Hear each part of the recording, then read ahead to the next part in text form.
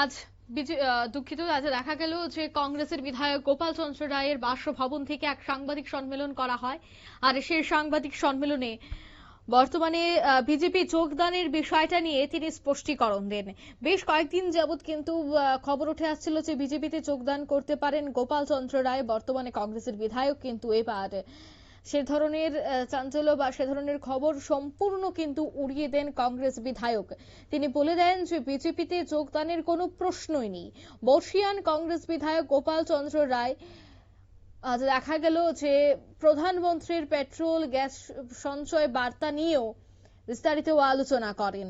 এছাড়া পশ্চিমবঙ্গের নির্বাচনী প্রতিশ্রুতি যেন রাজ্যেও চালু করা হয়, এই দাবি জানিয়ে আজ তিনি সাংবাদিক সম্মেলনটি করেন।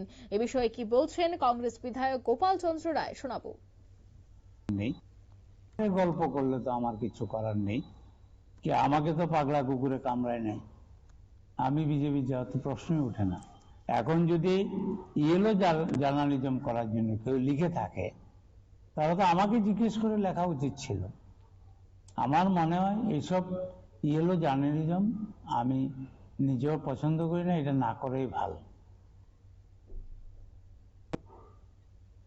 এটা তো গতানুগতিক বিজেপি সরকার, বিজেপি সম্পর্কে আপনারা শুনলেন কংগ্রেস বিধায়কের বক্তব্য। তিনি কিন্তু অভিযোগ করেন যে বিজেপিতে এ ধরনের ঘটনা ঘটতেই থাকে, তবে তিনি কিন্তু বিজেপিতে যোগদান করছেন না।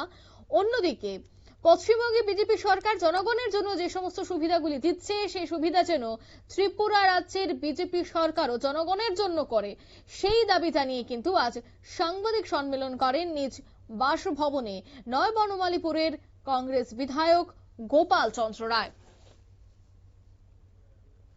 নিয়ে নিচ্ছি ছোট একটি বিজ্ঞাপন বিরতি, সঙ্গে থাকুন।